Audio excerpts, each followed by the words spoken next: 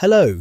Seeing an E160 error on your Baxi boiler? Don't panic. This code means there's a fault with the fan or its wiring.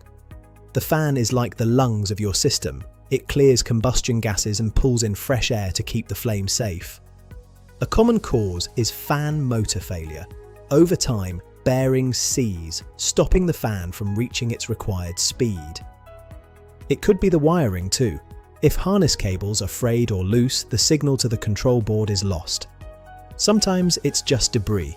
Dust or a small nest in the flue can stop the blades from spinning freely. You can try one single reset, but if the code persists, it's definitely time to call in the experts. A gas-safe engineer will test the components to see if the fan or printed circuit board is at fault.